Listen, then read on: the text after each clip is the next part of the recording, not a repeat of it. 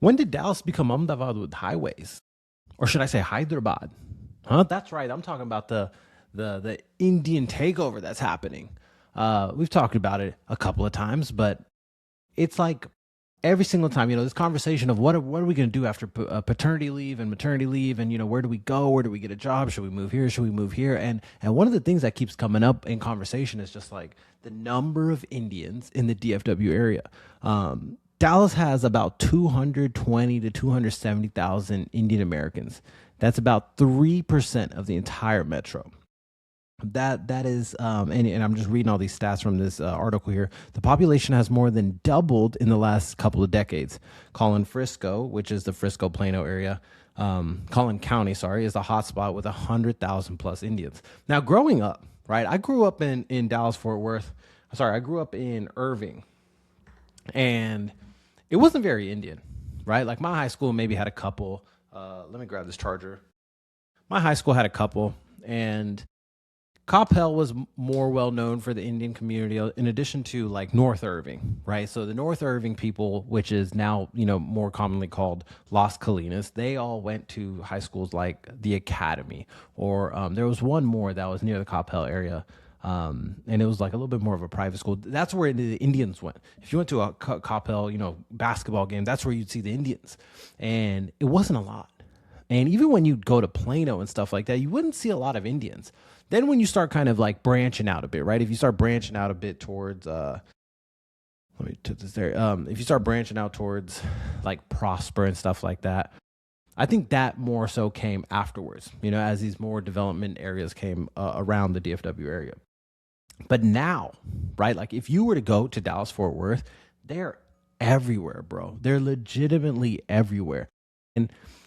And the thing that I want people to understand is that I know, like, as I don't know how many like just straight up American viewers I have, right? I mean, like white American, black American, Asian, not Asian American, but you know what I'm saying, Hispanic American, people that were in these cities before the takeover has happened. We don't like it either. You know what I'm saying? Like I have a sibling, and my sibling and my sister and her family, they live in Coppell. Now I have, obviously my wife's family, she has some cousins that live in Coppell. And I have some friends that are, even farther out than that. I have a friend that lives in Anna, Texas. If I showed you a map, you wouldn't be able to put your finger on Anna, Texas, bro. It's like 20 minutes north of Dallas, 20 minutes north of Frisco. So you go 40 minutes north of Dallas and then another 20 minutes. You're closer to Oklahoma at that point. You pass two Buc-ee's on the way, bro. There's so people that live there also have the same complaints. All these people, right? My in-laws, my wife's cousins and stuff like that. My in-laws, what am I saying? My sister. All of them are now looking for a house because there's like this generation of Indian people, right? I'm talking about like the generation of Americans that were born here. There's nothing we like more than to see a nice white couple move in next door. There's nothing we like more. As soon as we see an Indian couple move in next door, we know, oh shit, bro. Fuck. God damn it, they're gonna ruin it for the rest of us. We don't care what their occupation is, anything like that. You can just get a glimpse of someone and wow, okay, yep, this person's gonna be cool, this person's not gonna be cool. And oftentimes with this influx, right, this massive influx, it's not cool, right? You normally get a handful of people that just, hopped out of college, just got the corporate job. They're moving to a city near you. And then, yeah, they're cool. They went to college. They drink a little bit. Ooh, they wear closed-toe shoes when they go out in public. They don't smell bad. They're not doing garba out in the streets, right? They're not just walking around like it's their country. And there's all these TikToks about this stuff, about how there's having Frisco, these city council meetings and stuff like that. I think we talked about on a previous episode. And it's just gotten more intensified. It's just gotten much more popular. It's gotten now from like a thing that was just kind of popping on Instagram to it's become everyday conversation about just how many freaking Indians are everywhere. And like I said, this generation of Indian Americans that are from here, there's like, I know it's going to sound offensive, but there's nothing we like less than to see an H-1B move in next door, right? Like, yes, we need their help with engineering tickets. Is it true? Yes, it is. And they're the kindest people. They're the nicest people. They're the warmest people. That's the thing. The issue is they don't assimilate, right? Like my generation of people, we are like, hey, you know what? This America is the mothership. Before the whole Trump era of stuff of like, oh my gosh, being an American is so embarrassing. Like being an American was cool. It was dope. You go to other countries or sorry, like people from India, right? Your family in India would view you like, oh shit, like they're going to university, they're getting this degree, they got this job. Oh wow, they're doing all of this while they did it in America. And it was this image and you were a hero. Now they know they can take your job. They know they can take your job. They know they can come over here and be like, oh, this is how easy it was. Don't get me wrong. The Indian Americans, we're the smartest of the bunch. We're the smartest of the bunch, whether you're born here or born over there. If you're born over there, you probably have a chip on your shoulder and you don't have a drug problem, right? You might be a little misogynistic to women a little bit more, right? Over here, we're nicer to women. We're nicer. The H-1Bs, they're not that nice. They're nice, but they're not that nice. There's nothing like even like, let's take the H-1B out of it, right? Brown dudes don't like brown dudes. Am I lying? There has never been an instance where brown dudes are at a club and they see another group of brown dudes walk in at the club and they get happy. It's always like, shit, god damn, man, god, these guys, now we got to compete with them. Because that's what it is here. Because we know, you know what? There should be a limited number of spots for the brown people within this American bubble. But now it's gotten, now we've saturated the market. We've saturated the field. We've saturated the clubs. You go out to any bottle service, you're bound to find an Indian party out there. Bachelorette, bachelor party, birthday party, college graduation, H-1B party. You're bound to find it. There's no social setting I go to anymore where I'm like, oh, I'm not going to see any Indians here. I went to my boy Kristen's house a little bit south of Sugarland. I won't say the exact location just for privacy reasons. And we went to a local basketball court, right? And sure enough, a group of Indian people rolled through. A handful of months before, during the baby shower, was me, Narain Vishal picking up some groceries in the Las Colinas area, and even Narain, right, my South Indian brother, he was like, "Holy shit, bro! There is nothing but South Indians here." And I remember, right, Vishal and I grew up in Irving, and we know, like, okay, yeah, it has gotten a little bad in the Las Colinas area, but if you're noticing this now, right? Like where you're flagging it to us and we've almost like kind of just glossed over it. We got used to it weirdly. But like there's a reason for it, right? There's a reason for it. There's all these tech jobs. The jobs, affordability, and then space. You can get a good job here. You have the space to get a nice big house for your money, right? The H-1B Indians aren't going to California. Let me tell you that when people keep shitting on my California idea, when we keep talking about, hey, we're going to go back to California, we're going to live there, we're going to have a good life. People, the first thing Indians say to me, oh, you're going to be wasting your money. You're going to be wasting your money. And it's like, oh, okay, yeah, but I'm trying to get away from the H-1Bs. You go to California, you don't see any H-1Bs. The H-1Bs that work in California, they're remote. Or they're up north in San Francisco, where they're getting paid like $500K to be a software engineer for NVIDIA, right? They make more money than me. Holy shit. That's a different breed, right? That's a different breed. They're buying condos and hospitals and hotels and shit like that. I'm over here worried about like, I don't know, man. This Wingstop does have a $2 delivery fee. Like that's where I'm at right now. But that's still better than the H-1Bs. They don't assimilate, and that's the big issue, right? Because, you would think like, oh, we're all part of one community. We all should support each other. We all should love each other. This is an amazing time that our people can come to this country and be here, right? We can slowly start, spreading our seed into governing bodies. Maybe one day have an Indian president. Maybe one day have the governor of a state be Indian. We're going to start owning more sports team. Maybe you'll see an Indian person in the NBA. Maybe you'll start seeing this Patel person in the NBA. I couldn't make it happen. And boy, let me tell you, the way my knees working nowadays, it ain't ever gonna happen. It ain't ever gonna happen. I understand. I understand. I understand that this is what we should think. We should be together. We should be one. But the divide is just, there's just two lines of thinking, right? There's one that's like, hey, we're bringing our country over here. Whereas my generation of people is, we have no vision of that, right? We weren't born in India. So we don't know, like, oh, okay, we're going to bring our country over here. All we know is this is our country, right? This is where we're born. This is the customs that we know. This is the, how we sit down at a table when you go out into a restaurant. This is the volume that you should speak. There's small things like that, right? And I understand, right? It's probably going to take time to calibrate the H-1Bs. But at that point, like it's become this thread of, the thing that I hate the most has become this thread of almost hatred. And that's what sucks, right? That's what sucks. Because if you ever talk to any of these people, these Hyderabadi people, they're the most kindest people in the world. Like I said, there's nothing wrong with them. Our issue with them is that they don't assimilate. But why would they? Why should they? Maybe they have better customs and stuff like that. But look, don't get me wrong. I don't want to hear Balama Pichikari in the morning on a Saturday morning blasting in the backyard. I don't. I want to hear, Kanye West. I want to hear All Falls Down. I want to hear music like that. I have assimilated to this country. We were the MAGA movement before Homeboy came into town. Under the Bush era, remember when we were fighting someone else and all our issues weren't inside the country, and we weren't just bombing people for no reason. Or actually, back then we were just bombing people and spending $1 trillion, but we liked it.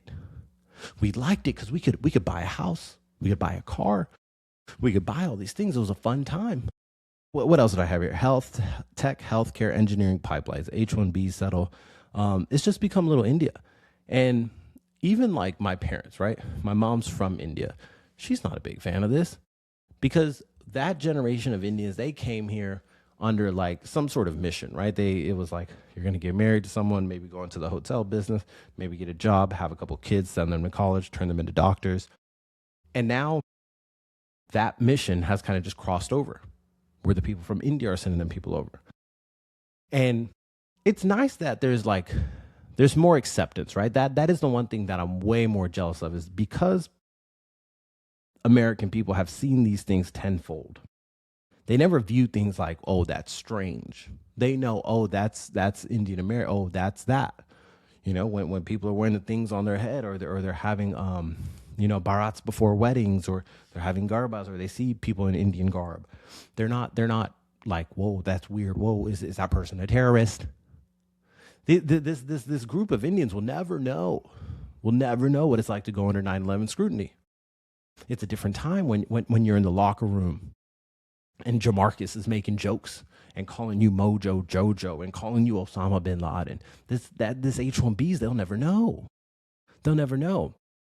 And the thing that I'm really just kind of concerned about is, as we're trying to figure out like where to go, right? Where to live, where to figure out the next 5 years, where are we going to have kids, where are we going to have another kid, where are we going to try to, I'm not making a pregnancy announcement, just get that clear. Where are we going to have our kids go to school? Where are we going to raise this family? Do we want them close to their cousins and stuff like that? Do we want them over here? Do we want a certain upbringing? I'm not going to lie. It's going to be hard. It's going to be hard to make top 10% when you're competing against. Let me repeat that, bro, because I'm over here stuttering on shit. It's going to be hard to make the top 10% when you're competing against the H-1Bs. Maybe I went to Irving. I went to MacArthur High School. Brother, I probably could have taken a semester off, maybe a year off, and still been top 10%, because that was a demographic. And hey, you know what? Play to your advantages. Play to your advantages. Speaking of fucking overcrowded shit, bro, I like Houston. I do like Houston. But when in the world did this many motherfuckers enter this city? I don't know. Like, you can feel it, bro. Like, you can physically feel that there are too many people in this city now. And this city's massive, right? Houston is a massive ass city. Is it the Drake effect? I don't know. But like, you can feel it. Like today, I went to Rice Village from the Heights to go have lunch with Isha and her friend. And then on the way back, bro, it damn near took 30 minutes. A 10 15 minute drive over there took 30 minutes, and you're just stop and go, stop and go. You got people swerving lanes. You gotta. So I'm pretty sure I honked at someone that was blind. I found this article on Houston. I just wanted to just read out some script. Let me take a fucking sip of water, bro. Whether looking at urban or suburban places, population growth in Houston area slowed in 2025 and appears to be slowing even more this year. Cooling economy and changes to immigration policy are a 1-2 combination that could knock out the region's population growth. The region's addition of less than expected 14,800 jobs in 2025, as example. Weaker population growth may not be felt evenly across the metro area, according to Potter. Earlier in the article, it says Harris County fell short from 2024 to 2025 when it comes to people moving here from elsewhere in the U.S. Benefited from trend, drawing new residents preferred to settle in the suburbs. The incredible pull and attraction of the Houston area is its economy, its people, and its affordability, and the significant growth that has observed in 2024 and again in 2025 speaks to the magnetism of the region. Pull to Houston is too strong to be turned off overnight. Is this Biden's fault? Is this a border thing? I look, I'm not gonna lie to you. I haven't seen a single ICE agent here. So is this a border thing? Like, I just don't understand how this many people ended up in Houston. I've been coming to Houston my whole life. I spent time in the Sugarland area, right? The burbs. I've spent time in the city area, going out, all that stuff. Houston's always been known for the black population. Let's just be straight up. Look, it's no racism. We're just being straight up here. Houston has always been known for the black population. Whether you're thinking about Dallas, Austin, and Houston, Dallas is known for the posh white people. Houston is known for the black folks, and then Austin is known for the whoa. Like they're known for the he. Like you never want to like call them male or a certain color, right? You just kind of nod at the Austin people, and you just slowly kind of bop away until you're far away from them. Houston's black population is a different breed.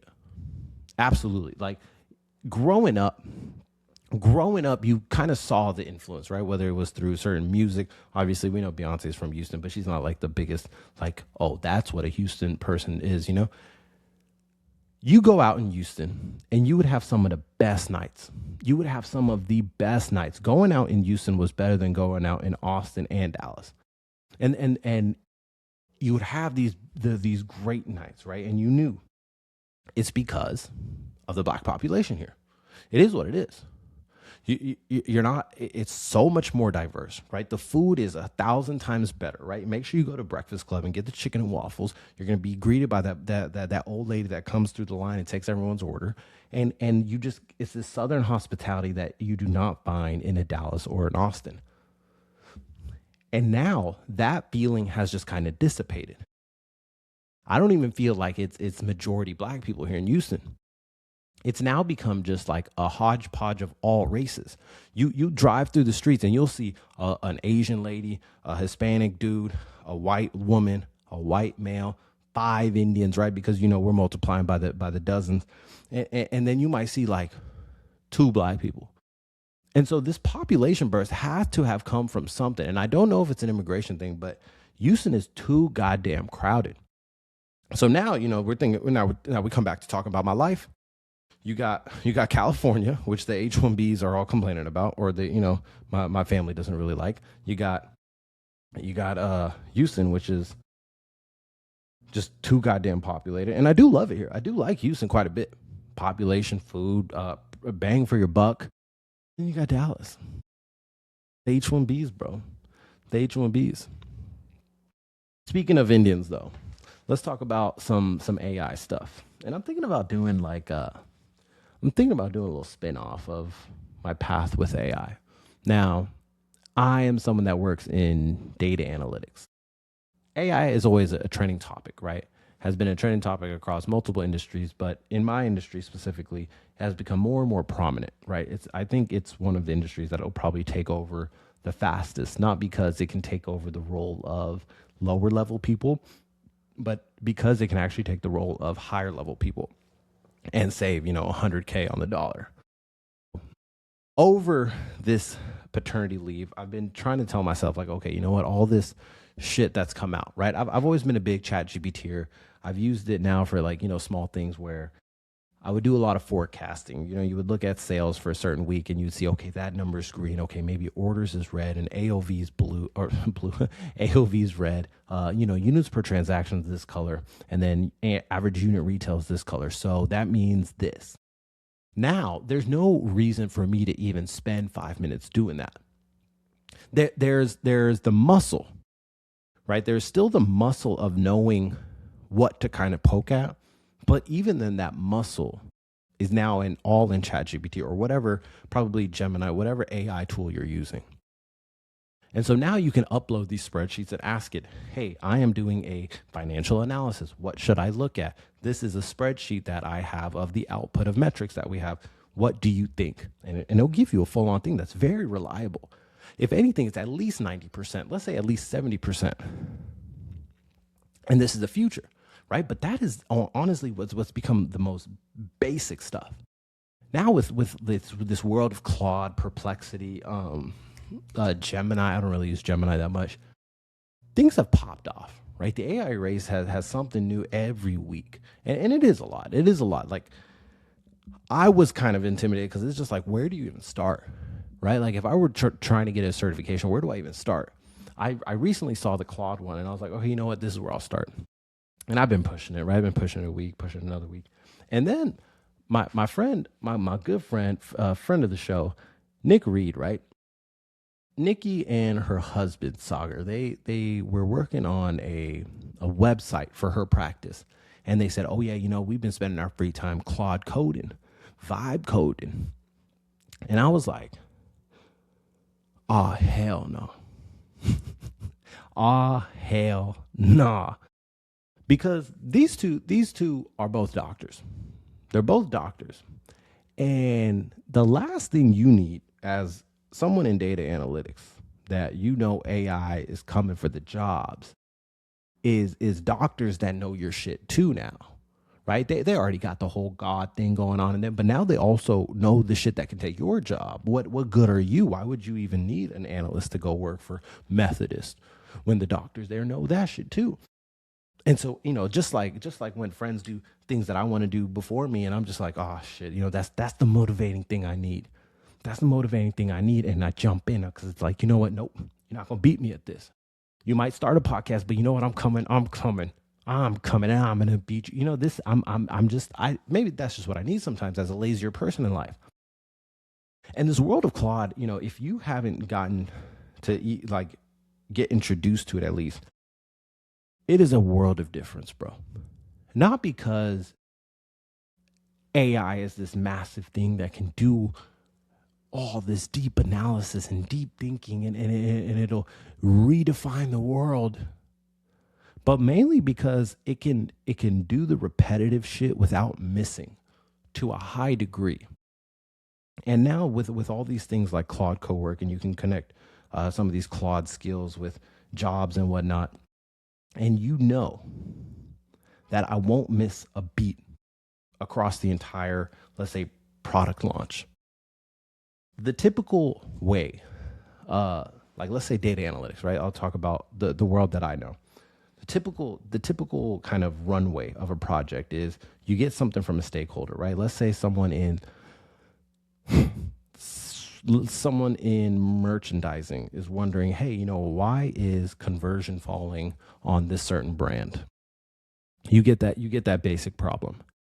And then you might start by saying, all right, you know what? Now I need to figure out, where are the data points for this, right? They probably found it in some source of theirs, right? Maybe it's like Simple Web or some shit like that. So you have to find some table in Databricks. You have to find it, or you got to work with some software engineer to unlock some of these tables and give you access or build certain schemas. Maybe it's a bronze, silver, gold layer. And you build out these layers. Now you have this table that you can use, that you can now do the quote unquote analysis, right? You can bring up whatever brand and you can see whatever visits and orders that are being placed. You divide those, you get conversion. And you see, okay, well, now I need to add another layer, right? Now I need another table from this data lake, data warehouse. And now I want to bring in inventory, right? Because normally that's honestly like half the problem, where it's like, hey, why aren't these things selling? And it's like, well, you're selling extra larges, and mainly small to medium girls are shopping this website. The girls don't really want a size 13 shoe. You know what I'm saying?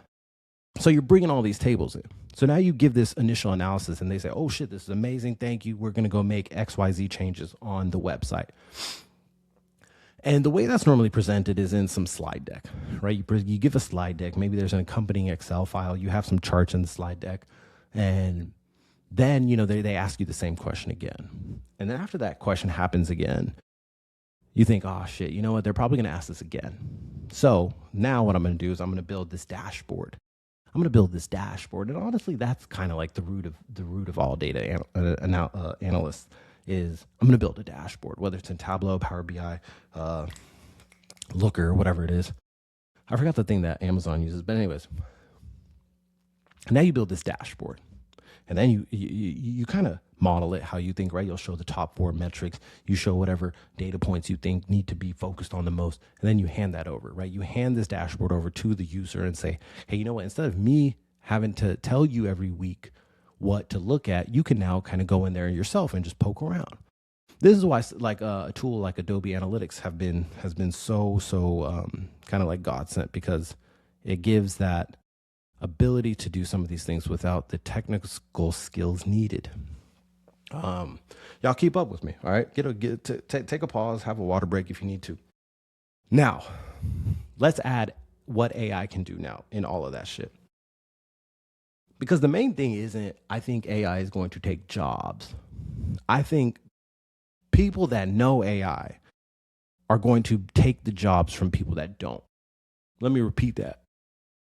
People that know AI will not take jobs. People that know AI will take jobs from people that don't know AI. I'm not gonna lie to you. AI is the one that told me that bro has doubts become, like I can right now every week go and say, hey, you know what? This is the talking points for the podcast this week. Give me a bunch of stats and give me a readout of it all. And it'll give me all this stuff. It'll give me comedy sentences to say, hey, what has doubts become Ahmedabad with highways? It legitimately tells you that stuff. But we're getting away, come back to the work process, right? From start to finish. Now you add this AI layer in it. And the big jump is what took you probably 2 months to build and deliver over the course, right? Over that cycle, you could probably now finish in 2 weeks, maybe 2 days, honestly. If you're really pushing it, right? If you're really working for one of these like top 50 companies, you can really push it. Because now that person that asked the question, right? The question will always remain the same. There will always be a question, whether it comes from a person or an AI bot or whatever stakeholder. A stakeholder always has a question. Now, as the analyst, you can say, hey, connect to hey, AI bot, or let's say Claude, right? Hey, Claude, I have this data warehouse. I need you to find me where anytime you see sales orders, and let me know if anything else you think I should look at when I'm analyzing conversion on a certain vendor. It'll bring you all these tables and it'll say, hey, this is what I think. I've actually created a bunch of semantic layers for you to use in a Power BI report. Okay. Now I need you to build out the Power BI report, create a star model with all the data tables in there. And I want you to create all the categories too. I want you to have sales this year, sales last week, and then all the comps, right? I want you to have percent versus last year, dollar versus last year, conversion. You create about like 5 fields per metric. And before you do that manually, now, because you can automate a skill within Claude, boom, you have that. And this is the shit where I'm kind of looking forward to like poking back in, where it's like, okay, I kind of want to start using this shit now. I've learned so much about it. Now I need to kind of start applying it. So now you have this dashboard, okay? And now you don't even have to read this shit, honestly. Because you know what you do? You ask the bot, hey, I need this analysis and I need you to send it to this person. And I need you to do that on a weekly basis. And if they have any follow-up questions, I need you to send me an email, or I need you to, ping it to me and then instantly find, what step I should do next. It's kind of crazy, because then the added layer of all this shit that we haven't even talked about is all the documentation shit, right? I'm not going to touch on data security stuff because I'm not really that great at that. I kind of just use shit and hope no one hacks me. Now you add this record keeping piece. Okay, you know what? Now I have this bot that'll add all these pages to Confluence because of all these semantic layers that I created.